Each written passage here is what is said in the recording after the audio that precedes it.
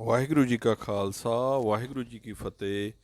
ਗੁਰਸਾਗਰ ਸਾਹਿਬ ਟਿਕ ਕੇ ਸੇਵਾ ਕਰਨੀ, ਭਾਈ ਸੁੱਧ ਸਿੰਘ ਰਾਗੀ ਦਾ ਫੁਰਕੇ ਲਿਜਾਣ ਲਈ ਆਉਣਾ, ਲਾਇਲਪੁਰ ਖਾਲਸਾ ਹਾਈ ਸਕੂਲ ਦੀ ਨੀਂਹ ਪੱਖ ਰੱਖਣੀ, ਫਰੂਕੇ ਸਾਹੀਵਾਲ ਦੀਵਾਨ ਵਿੱਚ ਪ੍ਰਚਾਰ, ਸਰਗੋਧਾ ਜਾਣਾ, ਉੱਥੋਂ ਭਲਵਾਲ, ਖੁਸ਼ਾਬ, ਨੌਸ਼ਹਿਰਾ, ਸੂਨ, ਇੱਥੋਂ ਫਿਰ ਲਾਇਲਪੁਰ ਵਿੱਚ ਖਾਸ ਕੌਤਕ, ਅੱਗੋਂ ਰਾਵਲਪਿੰਡੀ ਆ ਜਾਣਾ।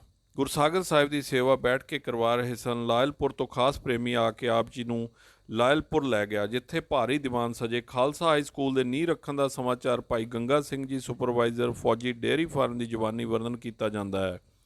ਜਦ ਸੰਤ ਜੀ ਮਹਾਰਾਜ ਬੁਨਿਆਦੀ ਪੱਥਰ ਦੀ ਰਸਮ ਪੂਰੀ ਕਰਨ ਲੱਗੇ ਤਾਂ ਸਤਿ ਸ੍ਰੀ ਅਕਾਲ ਦੇ ਜੈਕਾਰੇ ਨਾਲ ਅਸਮਾਨ ਗੂੰਜ ਉੱਠਿਆ। ਇੰਦਰ ਦੇਵਤਾ ਦੀ ਅਤੀ ਪ੍ਰਸੰਨ ਹੋਇਆ ਅਤੇ ਖੁੱਲ੍ਹੇ ਦਿਲ ਨਾਲ ਫੁੱਲ ਬਰਸਾਉਣ ਲੱਗ ਪਿਆ।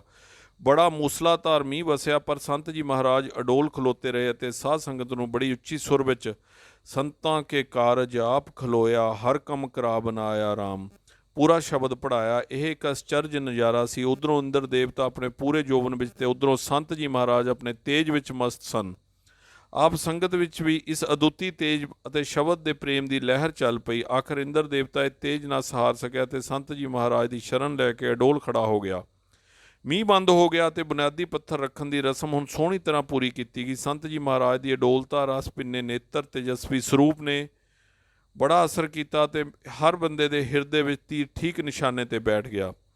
ਇਸੇ ਦਰਸ਼ਨ ਦਾ ਫਲ ਸੀ ਕਿ ਜਦ ਇਸ ਸੇਵਕ, ਜਿਸ ਨੇ ਬੁੱਕ ਲਿਖੀ, 9 ਸਾਲ ਦੀ ਬੱਚੀ ਹਰਪਾਲ ਕੌਰ ਅਤੇ 1.25 ਸਾਲ ਦਾ ਕਾਕਾ ਬਚਿੱਤਰ ਸਿੰਘ 31 ਮਈ 1930 ਵਿੱਚ ਪੇਸ਼ਾਵਰ ਵਿਖੇ ਗੋਰੇ ਫੌਜੀ ਦੀ ਗੋਲੀ ਦਾ ਨਿਸ਼ਾਨਾ ਬਣ ਕੇ ਸ਼ਹੀਦ ਹੋਏ ਅਤੇ ਇਹਨਾਂ ਦੀ ਸਿੰਘਣੀ ਸ਼੍ਰੀਮਤੀ ਤੇਜ ਕੌਰ ਦੀ ਛਾਤੀ ਉਸ ਗੋਲੀ ਨਾਲ ਜ਼ਖਮੀ ਹੋਈ। ਮੈਨੂੰ ਗੁਰਸਿੱਖਾਂ ਵਾਲਾ ਭਾਣਾ ਮੰਨਣ ਦੀ ਤਾਕਤ ਮਿਲੀ ਅਤੇ ਇਸ ਬੁੱਕ ਦੇ ਲੇਖਕ ਨੇ ਪੂਰੀ ਤਰ੍ਹਾਂ ਸ਼ਾਂਤ ਅਪਣਾਉਣੀ ਚਾਹੀ। ਇਹਨਾਂ ਦਿਨਾਂ ਵਿੱਚ ਭਾਈ ਸੁੱਧ ਸਿੰਘ ਜੀ ਪੰਥ ਦੇ ਪ੍ਰਸਿੱਧ ਰਾਗੀ ਸੰਤ ਜੀ ਮਹਾਰਾਜ ਨੂੰ ਫਰੂਕੇ ਦੀਵਾਨ ਲਈ ਲੈਣ ਵਾਸਤੇ ਆਏ, ਪਰ ਸੰਤ ਜੀ ਮਹਾਰਾਜ ਸੇਵਾ ਛੱਡ ਕੇ ਨਾ ਜਾ ਸਕੇ। ਇਸ ਸਮੇਂ ਦਾ ਨਜ਼ਾਰਾ ਭਾਈ ਸੁੱਧ ਸਿੰਘ ਜੀ ਦੀ ਜਵਾਨੀ ਹੇਠਾਂ ਦਿੱਤਾ ਜਾਂਦਾ ਹੈ। ਫਰੂਕੇ ਭਾਈ ਹੀਰਾ ਸਿੰਘ ਜੀ ਗੁਰੂ ਗ੍ਰੰਥ ਪੰਥ ਦੇ ਅਦੁੱਤੀ ਢਾਡੀ ਨੇ ਦੀਵਾਨ ਸਮਾਗਮ ਰੱਖਿਆ ਅਤੇ ਦਾਸ ਨੂੰ ਸੰਤਾਂ ਦੇ ਦਰਸ਼ਨ ਭੇਜਿਆ ਕਿ ਬਿਨੈ ਕਰਕੇ ਸੰਤਾਂ ਨੂੰ ਨਾਲ ਲੈ ਕੇ ਆਵੋ ਤਾਂ ਕਿ ਦੀਵਾਨ ਸਮਾਗਮ ਦੀ ਪੂਰਨ ਸਫਲਤਾ ਹੋ ਜਾਵੇ। ਇਸ ਬੁੱਕ ਦੇ ਲੇਖਕ ਸੰਗਰੂਰ ਸਟੇਸ਼ਨ ਤੋਂ ਉੱਤਰ ਕੇ ਗੁਰਦੁਆਰੇ ਸਾਹਿਬ ਪਹੁੰਚੇ। ਉਸ ਵੇਲੇ ਦਾ ਦਰਸ਼ਨ ਗੁਰੂ ਖਾਲਸੇ ਦੀ ਸਰਜ ਹੀ ਝਾਕੀ ਸੀ। ਇਹ ਸਥਾਨ ਮਸਤੋਨਾ ਪਿੰਡਾਂ ਤੋਂ ਦੂਰ ਬੜੀ ਇਕਾਂਤ ਵਿੱਚ ਸੀ। ਇਸ ਦੇ ਨਾਲ ਹੀ ਪੁਰਾਣਾ ਜੰਗਲ ਅਤੇ ਬੀੜ ਸੀ। ਇਹਨਾਂ ਝੰਗੀਆਂ ਨੂੰ ਦੇਖ ਕੇ ਉਹ ਪੁਰਾਣੇ ਜੰਗਲਾਂ ਦੇ ਦ੍ਰਿਸ਼, ਜਦੋਂ ਖਾਲਸਾ ਜੀ ਦੇ ਦਲ ਇਹਨਾਂ ਵਿੱਚ ਲੁੱਕ ਕੇ ਰਹਿੰਦੇ ਸਨ, ਯਾਦ ਆਉਂਦੇ ਸਨ। ਚਾਰੇ ਪਾਸਿਓਂ ਖੇਤਾਂ ਦੇ ਵਿਚਕਾਰ ਘਿਰੀ ਹੋਈ ਇੱਕ ਫਸੀਲ ਸੀ। ਇਸ ਦੇ ਅੰਦਰ ਕੱਚੀਆਂ ਅਤੇ ਪੱਕੀਆਂ ਕੁਟੀਆਂ, ਗੁਫਾ ਅਤੇ ਭੋਰੇ ਬਣੇ ਹੋਏ ਸਨ। ਇਹਨਾਂ ਵਿੱਚ ਉੱਚ ਬਿਰਤੀ ਵਾਲੇ ਅਤੀਤ ਬਿਹੰਗਮ ਨਾਮ ਰਸੀਏ ਟਿੱਕੇ ਘਾਲਾਂ ਘਾਲਦੇ ਸਨ। ਸੇਵਾ ਦਾ ਬੜਾ ਭਾਰੀ ਕੁੰਭ ਲੱਗਾ ਹੋਇਆ। ਸਾਰੇ ਨਾਮ ਅਭਿਆਸੀ ਟੋਕਰੀ ਕਹੀ ਦੀ ਸੇਵਾ ਵਿੱਚ ਜੁਟੇ ਹੋਏ ਸਨ। ਗੁਰੂ ਕਾ ਲੰਗਰ ਟੁੱਟ ਵਰਤਦਾ ਸੀ। ਵਿੱਚੇ ਹੀ ਖਰਾਸ ਆਟਾ ਪੀ ਰਹੇ ਸਨ। ਇੱਕ ਪਾਸੇ ਨਾਲ ਹੀ ਲੰਗਰ ਸਾਜ ਰਿਹਾ ਸੀ। ਪੰਗਤ ਲੱਗਣ ਦੇ ਵਕਤ ਨਗਾਰੇ ਤੇ ਚੋਟ ਲੱਗੀ ਅਤੇ ਸਾਰੇ ਸਾਧ ਸੇਵਕ ਰਾਹੀ ਪੰਧ ਦੀ ਪੰਗਤ ਲਗਾ ਕੇ ਬੈਠ ਗਏ। ਮੋਟੇ ਮੋਟੇ ਪ੍ਰਸ਼ਾਦੇ ਬਿਨਾਂ ਦਾਲ, ਭਾਜੀ, ਲੱਸੀ, ਅਚਾਰ ਵਰਤਦੇ ਗਏ। ਜਦ ਛਕਣ ਦੀ ਆਗਿਆ ਹੋਈ ਤਦ ਜਦੋਂ ਇਸ ਬੁੱਕ ਦੇ ਲੇਖਕ ਨੇ ਗਰਾਹੀ ਪੰਨੀ ਤੇ ਮੂੰਹ ਵਿੱਚ ਪਾਈ, ਉਹ ਸਵਾਦ ਆਇਆ ਕਿ ਜਿਸ ਦਾ ਬਿਆਨ ਨਹੀਂ ਹੋ ਸਕਦਾ। ਅਚਰਜ ਸਾਧ ਤੱਕ ਤਾਕੇ ਬਰਨੇ ਨਾ ਜਾਹੀ। ਐਨ ਘੇਰੇ ਦੇ ਵਿਚਕਾਰ ਦਰਬਾਰ ਸਾਹਿਬ ਸਜਿਆ ਹੋਇਆ ਸੀ। ਸ਼੍ਰੀ ਹਰਿਮੰਦਰ ਸਾਹਿਬ ਦਾ ਦਰਸ਼ਨ ਕਰਕੇ ਸ਼ਬਦ ਚੇਤੇ ਆਉਂਦਾ ਸੀ, ਅਤ ਊਚਾ ਤਾਕਾ ਦਰਬਾਰਾ, ਅੰਤ ਨਹੀਂ ਕਿਛ ਪਾਰਾ ਬਾਰਾ। ਇਸ ਕਿਤਾਬ ਦੇ ਲੇਖਕ ਜੀ ਦੱਸਦੇ ਹਨ ਕਿ ਸੰਤ ਜੀ ਮਹਾਰਾਜ ਨੇ ਇੱਥੇ 3 ਦਿਨ ਰੱਖਿਆ, ਬੜੀਆਂ ਮਿਹਰਾਂ ਕੀਤੀਆਂ, ਪਰ ਸੇਵਾ ਦੇ ਜ਼ੋਰ ਕਰਕੇ ਫਰੂਕੇ ਨਾ ਜਾ ਸਕੇ। ਇਹਨਾਂ ਦੀ ਅਸੀਸ ਤੇ ਬਰਕਤ ਨਾਲ ਫਰੂਕੇ ਦਾ ਦੀਵਾਨ ਬੜਾ ਹੀ ਕਾਮਯਾਬ ਹੋਇਆ। ਇਸ ਤੋਂ ਕੁਝ ਚਿਰ ਬਾਅਦ ਮਗਰੋਂ ਗੁਰੂ ਪੰਥ ਦੇ ਕੀਰਤਨੀਏ ਭਾਈ ਸਾਹਿਬ ਭਾਈ ਹੀਰਾ ਸਿੰਘ ਜੀ ਨੇ ਫਰੂਕਾ ਖਾਲਸਾ ਹਾਈ ਸਕੂਲ ਦੇ ਸਾਲਾਨਾ ਦੀਵਾਨ 'ਤੇ ਆਉਣ ਦੀ ਬੇਨਤੀ ਕੀਤੀ, ਜੋ ਸੰਤ ਜੀ ਮਹਾਰਾਜ ਨੇ ਪ੍ਰਵਾਨ ਕਰ ਲਈ। ਇਸ ਸਮੇਂ ਦੇ ਉਤਸ਼ਾਹ ਦਾ ਨਕਸ਼ਾ ਭਾਈ ਸੁੱਧ ਸਿੰਘ ਰਾਗੀ ਇਸ ਤਰ੍ਹਾਂ ਵਰਣਨ ਕਰਦੇ ਨੇ। ਇਲਾਕੇ ਦੀਆਂ ਸੰਗਤਾਂ ਬੜੀ ਹੁਮ-ਹੁਮਾ ਕੇ ਪੁੱਜੀਆਂ। ਬੇਅੰਤ ਮਾਈ ਭਾਈ ਨੇ ਨਾਮ ਬਾਣੀ ਦਾ ਲਾਭ ਉਠਾਇਆ। ਕਈ ਸਾਹਿਤਧਾਰੀ ਘਰਾਣੇ ਸਜ ਗਏ। ਅੰਮ੍ਰਿਤ ਦਾ ਬਾਟਾ ਦੀਵਾਨ ਦੇ ਸਮੇਂ 2 ਵਾਰੀ ਤਿਆਰ ਹੋਇਆ ਅਤੇ ਸੈਂਕੜੇ ਪ੍ਰੇਮੀ ਗੁਰੂ ਕਲਗੀਆਂ ਵਾਲੇ ਦੇ ਜਹਾਜ਼ 'ਤੇ ਚੜ੍ਹੇ। ਇੱਥੋਂ 22 ਮੀਲ ਸਰਗੋਧੇ ਤੱਕ ਪੱਕੀ ਸੜਕ ਹੁੰਦੀ ਸੀ। ਸੰਗਤ ਟਾਂਗੇ ਪਰ ਸਰਗੋਧੇ ਲਿਆਈ। 15 ਦਿਨ ਦੋਨੋਂ ਵਕਤ ਦੀਵਾਨ ਸਜਦੇ। ਇੱਥੇ ਹੀ ਸੰਤ ਮਹਾਰਾਜ ਜੀ ਨੇ ਕਿਹਾ, ਭਾਈ ਇਹ ਸਰਗੋਧਾ ਨਹੀਂ ਰਸਗੋਧਾ ਹੈ। ਸਰਗੋਧੇ ਤੋਂ ਚੁੱਪ ਚਪੀਤੇ ਹੀ ਸੰਤ ਮਹਾਰਾਜ ਜੀ ਰਾਤ ਦੇ ਸਮੇਂ ਨਿਕਲ ਗਏ। ਕਿਸੇ ਨੂੰ ਪਤਾ ਤੱਕ ਨਾ ਲੱਗਣ ਦਿੱਤਾ। ਆਪ ਭਲਵਾਲ ਮੰਡੀ ਪਹੁੰਚ ਗਏ। ਇੱਥੇ 3 ਦਿਨ ਦੋਨੋਂ ਵਕਤ ਦੀਵਾਨ ਸਜੇ। ਪ੍ਰਚਾਰ ਹੋਇਆ। ਸਰਗੋਧੇ ਦੀ ਸੰਗਤ ਲੈਣ ਆਈ, ਪਰ ਆਪ ਜੀ ਨੇ ਨਾ ਕਰ ਦਿੱਤੀ। ਇੱਥੋਂ ਆਪ ਨੂੰ ਖੁਸਾਬ ਦੀ ਸੰਗਤ ਲੈ ਗਈ। 3 ਦਿਨ ਇੱਥੇ ਪ੍ਰਚਾਰ ਕਰਦੇ ਰਹੇ ਕਿ ਨੌਸ਼ਹਿਰੇ ਸੋਨ ਦੀ ਸੰਗਤ ਲੈਣ ਆ ਗਈ।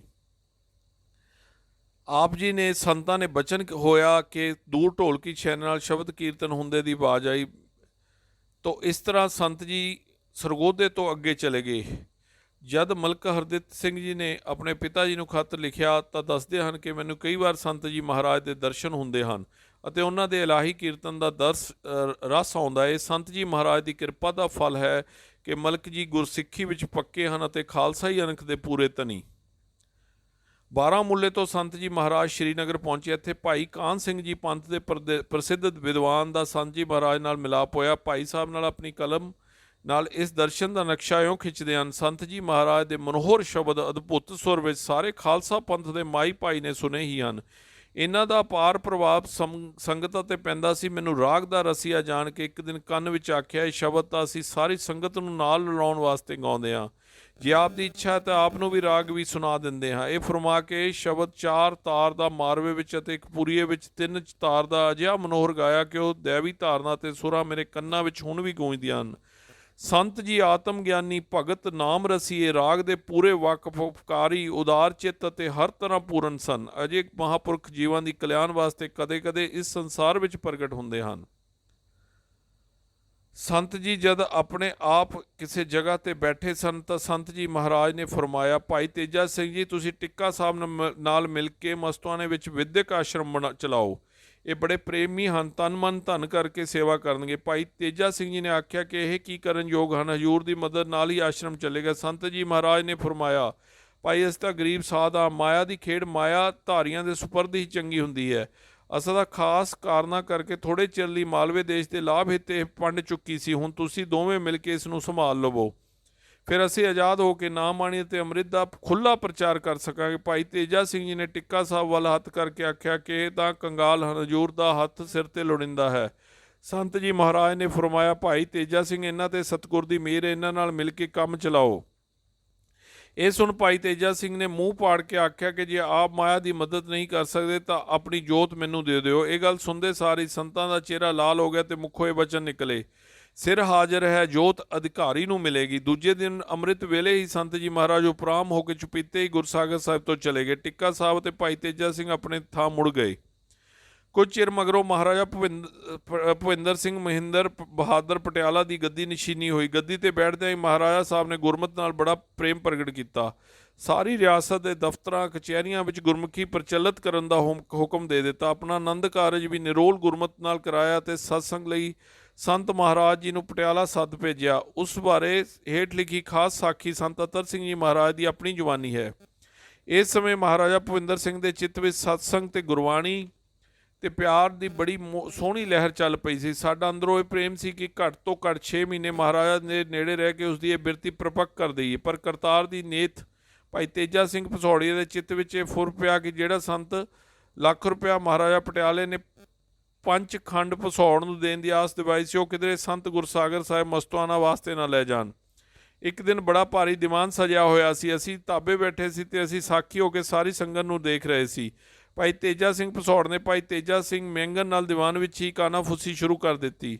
ਸਾਨੂੰ ਇਹਨਾਂ ਦੀ ਸਾਰੀ ਗੱਲਬਾਤ ਸੁਣਾਈ ਦਿੰਦੀ ਰਹੀ। ਭਾਈ ਤੇਜਾ ਸਿੰਘ ਭਸੌੜ ਨੇ ਆਖਿਆ, ਭਾਈ ਮਹਿੰਗਨ ਸਿੰਘ ਜੀ ਤੁਸੀਂ ਕਿਸੇ ਨਾ ਕਿਸੇ ਤਰ੍ਹਾਂ ਸੰਤਾਂ ਨੂੰ ਪਟਿਆਲਾ ਤੋਂ ਲੈ ਜਾਓ। ਭਾਈ ਤੇਜਾ ਸਿੰਘ ਮਹਿੰਗਨ ਨੇ ਆਖਿਆ, ਮੇਰਾ ਅੱਗੇ ਹੀ ਸੰਤ ਜੀ ਮਹਾਰਾਜ ਨੂੰ ਚਕਵਾਲ ਲੈ ਜਾਣ ਦਾ ਇਰਾਦਾ, ਪਰ ਇਹ ਸੋਹਣਾ ਪ੍ਰਚਾਰ ਅਤੇ ਮਹਾਰਾਜ ਸਾਹਿਬ ਤੇ ਸਤਸੰਗ ਦਾ ਰੰਗ ਚੜ੍ਹਦਾ ਦੇਖ ਕੇ ਮੇਰਾ ਚਿੱਤ ਅਰਜ਼ ਕਰਨ ਤੋਂ ਝਕਦਾ ਹੈ। ਭਾਈ ਤੇਜਾ ਸਿੰਘ ਭਸੌੜੀਆ ਨੇ ਆਖਿਆ ਕਿ ਜ਼ਰੂਰ ਅਰਜ਼ ਕਰੋ ਅਤੇ ਆਪਣੀ ਸਾਰੀ ਵਾਲ ਆ ਕੇ ਸੰਤਾਂ ਨੂੰ ਲੈ ਜਾਓ। ਭਾਈ ਤੇਜਾ ਸਿੰਘ ਮਹਿੰਗਨ ਨੇ ਜਵਾਬ ਦਿੱਤਾ, ਅੱਛਾ ਜੀ। ਦੀਵਾਨ ਦੇ ਭੋਗ ਮਗਰੋਂ ਅਸੀਂ ਆਪਣੇ ਆਸਨ 'ਤੇ ਆ ਗਏ ਅਤੇ ਪ੍ਰਸ਼ਾਦ ਛਕ ਸਾਧ ਸੰਗਤ ਦੇ ਦਰਸ਼ਨ ਮੇਲੇ ਲਈ ਬੈਠ ਗਏ। ਭਾਈ ਤੇਜਾ ਸਿੰਘ ਮਹਿੰਗਨ ਵੀ ਆ ਗਿਆ ਅਤੇ ਇਸਨੇ ਸਾਨੂੰ ਚਕਵਾਲ ਖਾਲਸਾ ਹਾਈ ਸਕੂਲ ਦੀ ਨੀਂਹ ਰੱਖਣ ਲਈ ਬੇਨਤੀ ਕੀਤੀ। ਅਸਾਂ ਨਾ ਕਰ ਦਿੱਤੀ। ਆਖਿਆ ਕਿ ਭਾਈ ਤੇਜਾ ਸਿੰਘ ਜੀ ਸਾਡੇ ਇੱਥੇ ਰਹਿਣ ਵਿੱਚ ਬੜਾ ਹੀ ਲਾਭ ਹੋ ਗਿਆ। ਜੇ ਮਹਾਰਾਜਾ ਗੁਰਮਤਿ ਵਿੱਚ ਪੱਕਾ ਹੋ ਗਿਆ ਤਾਂ ਸਾਰੇ ਪੰਥਕ ਕਾਰਜਾਂ ਅਤੇ ਆਸ਼ਰਮਾਂ ਦੀ ਸਹਾਇਤਾ ਕਰੇਗਾ। ਅਜੇ ਬਚਨ ਸਾਡੇ ਮੂੰਹੋਂ ਨਿਕਲੇ ਹੀ ਸਨ ਕਿ ਤੇਜਾ ਸਿੰਘ ਮਹਿੰਗੇ ਨੇ ਆਪਣੀ ਪੱਗ ਲਾ ਸਾਡੇ ਪੈਰਾਂ 'ਤੇ ਧਰ ਦਿੱਤੀ। ਮਹਾਰਾਜ ਜੀ ਜਿਉਂ ਜਾਣੋ ਦਾਸ ਦੀ ਲਾਜ ਰੱਖੋ। ਹੁਣ ਸਾਡੀ ਕੋਈ ਵਾਹ ਨਹੀਂ ਰਹੀ। ਸ਼ਰਨ ਆਏ ਦੀ ਲਾਜ ਰੱਖਣਾ ਖਾਲਸੇ ਦਾ ਬਿਰਧ ਹੈ। ਅਸੀਂ ਆਖਿਆ, ਅੱਛਾ ਭਾਈ। ਦੂਜੇ ਦਿਨ ਹੀ ਸਾਨੂੰ ਚਕਵਾਲ ਵੱਲ ਟੁਰਨਾ ਪਿਆ ਅਤੇ ਮਹਾਰਾਜਾ ਸਾਹਿਬ ਦੀ ਬਿਰਤੀ ਕੱਚੀ ਰਹਿ ਗਈ। ਚਕਵਾਲ ਨੀਂਹ ਪੱਥਰ ਰੱਖਣ ਦੇ ਮਗਰੋਂ ਪ੍ਰਚਾਰ ਲਈ ਕੁਝ ਚਿਰ ਇੱਥੇ ਰਹੇ। ਫਿਰ ਧੰਨ ਪੋਟੋ ਹਾਰ ਦੇ ਇਲਾਕੇ ਬਾਰੇ ਪ੍ਰਚਾਰ ਦੌਰਾ ਕੀਤਾ। ਪ੍ਰਚਾਰ ਕਰਦੇ ਕਰਦੇ ਗੁਰਸਾਗਰ ਸਾਹਿਬ ਆ ਗਏ। ਖਾਲਸਾ ਕਾਲਜ ਅੰਮ੍ਰਿਤਸਰ ਵੱਲੋਂ ਚਿੱਠੀ ਆਈ ਕਿ ਦਿੱਲੀ ਦਰਬਾਰ ਹੋਣਾ ਹੈ, ਆਪ ਸਾਡੇ ਨਾਲ ਪ੍ਰਤੀਨਿਧੀ ਹੋ ਕੇ ਸ਼ਾਮਲ ਹੋਵੋ ਅਤੇ ਉੱਥੋਂ ਸੰਗਤਾਂ ਨੂੰ ਦਰਸ਼ਨ ਦੇ ਕੇ ਨਿਹਾਲ ਦਿਓ। ਵਿਚਾਰ ਕਰਕੇ ਆਪ ਜੀ ਨੇ ਇਹ ਚਿੱਠੀ ਜੀਂਦ ਦੇ ਚੀਫ ਮਿਨਿਸਟਰ ਜੀ ਪਾਸ ਭੇਜੀ, ਕਿਉਂਕਿ ਇਹ ਰਾਜਸੀ ਇਕੱਠ ਹੈ ਤੇ ਗੁਰਦੁਆਰਾ ਸਾਹਿਬ ਰਿਆਸਤ ਜੀਂਦ ਵਿੱਚ ਹੈ। ਚੀਫ ਮਿਨਿਸਟਰ ਪ੍ਰਸੰਨ ਹੋਏ ਤੇ ਕਿਹਾ, ਸਾਡਾ ਹੱਕ ਹੈ ਤੇ ਫਰਜ਼ ਹੈ, ਸੰਤ ਜੀ ਨੂੰ ਅਸੀਂ ਲੈ ਕੇ ਚੱਲਾਂਗੇ। ਸੋ ਸੰਤ ਜੀ ਨੇ ਅੰਮ੍ਰਿਤਸਰ ਨਾ ਕਰ ਭੇਜੀ। ਜੀਂਦ ਦਰਬਾਰ ਵੱਲੋਂ ਜੋ ਸਪੈਸ਼ਲ ਗੱਡੀ ਗਈ ਉਸ ਵਿੱਚ ਸੰਤ ਜੀ ਮਹਾਰਾਜ ਤੇ ਜੱਥੇ ਲਈ ਇੱਕ ਸੈਕੰਡ ਕਲਾਸ ਦਾ ਡੱਬਾ ਰਿਜ਼ਰਵ ਸੀ। ਦਿੱਲੀ ਦਰਬਾਰ ਤੋਂ ਇੱਕ ਦਿਨ ਪਹਿਲਾਂ ਸਿੱਖਾਂ ਨੇ ਭਾਰੀ ਜਲੂਸ ਕੱਢਿਆ, ਜਿਸ ਦਾ ਪ੍ਰਬੰਧ ਤੇ ਅਗਵਾਈ ਮਹਾਰਾਜਾ ਪਟਿਆਲਾ ਨੇ ਲਈ। ਗੁਰੂ ਗ੍ਰੰਥ ਸਾਹਿਬ ਜੀ ਮਹਾਰਾਜ ਦਾ ਜਲੂਸ ਹਾਥੀ ਪਰ ਕੱਢਿਆ ਗਿਆ। ਹਜ਼ਾਰਾਂ ਸੰਗਤਾਂ ਸਭ ਸਿੱਖ ਮਹਾਰਾਜੇ ਰਾਜੇ ਆਪਣੇ ਆਪਣੇ ਹੈਗਲਕਾਰਾਂ ਨਾਲ ਸੁੰਦਰ ਪੁਸ਼ਾਕਾਂ ਪਾ ਕੇ ਹੀਰੇ ਮੋਤੀ ਜੜਤ ਸਮਾਨ ਸਮੇਤ ਸ਼ੋਭਦੇ ਸ਼ਾਮਲ ਹੋਏ, ਜੋ ਸਾਰੀ ਸ਼ਹਿਰ ਦੀ ਲੁਕਾਈ ਵੇਖ ਵੇਖ ਕੇ ਨਿਹਾਲ ਹੋਈ। ਇਹ ਜਲੂਸ ਲਾਲ ਕਿਲੇ ਦੇ ਮੈਦਾਨ ਵਿੱਚ ਪੁੱਜਾ, ਜਿੱਥੇ ਜਾਰਜ ਪੰਚਮ ਹਿੰਦੁਸਤਾਨ ਦਾ ਵਾਇਸਰਾਏ ਹੋਰ ਸਭ ਮਹਾਰਾਜੇ ਰਾਜੇ ਆਦਿਕ ਬੈਠੇ ਹੋਏ ਸਨ। ਉਹਨਾਂ ਦੇ ਸਾਹਮਣੇ ਸ਼ਬਦ ਪੜ੍ਹਦੇ ਲੰਘੇ ਸੰਤ ਮਹਾਰਾਜ ਜੀ ਉੱਚੀ ਸੁਰ ਵਿੱਚ ਇਹ ਸ਼ਬਦ ਸਭ ਨੂੰ ਪੜ੍ਹਾਇਆ। ਪੈਜ ਰੱਖੀ ਕਰਤਾਰੇ ਜਨ ਕੀ ਪੈਜ ਰੱਖੀ, ਥਿਰ ਕਰ ਬਸੈ ਹਰ ਜਨ ਪਿਆਰੇ। ਪੈਜ ਰੱਖੀ ਕਰਤਾਰੇ ਜਨ ਕੀ ਪੈਜ ਰੱਖੀ। ਜਾਰਜ ਪੰਚਮ ਨੇ ਸੰਤ ਜੀ ਵੱਲ ਇਸ਼ਾਰਾ ਕਰਕੇ ਪੁੱਛਿਆ ਕਿ ਆਪ ਕੌਣ ਹਨ? ਤਾਂ ਮਹਾਰਾਜਾ ਹੀਰਾ ਸਿੰਘ ਨਾਭਾ ਜੀ ਦੇ ਨਜ਼ਦੀਕ ਸਨ ਨੇ ਕਿਹਾ, ਆਪ ਸਿੱਖ ਕੌਮ ਦੇ ਸ਼੍ਰੋਮਣੀ ਸੰਤ ਹਨ। ਧੰਨ ਧੰਨ ਸ਼੍ਰੀ ਗੁਰੂ ਗ੍ਰੰਥ ਸਾਹਿਬ ਜੀ, ਧੰਨ ਧੰਨ ਉਹਨਾਂ ਦੇ ਸੇਵਕ, ਧੰਨ ਧੰਨ ਸੰਤ ਬਾਬਾ ਅਤਰ ਸਿੰਘ ਜੀ ਮਸਤੂਆਣਾ ਸਾਹਿਬ ਵਾਲੇ। ਵਾਹਿਗੁਰੂ ਜੀ ਕਾ ਖਾਲਸਾ, ਵਾਹਿਗੁਰੂ ਜੀ ਕੀ ਫਤਿਹ।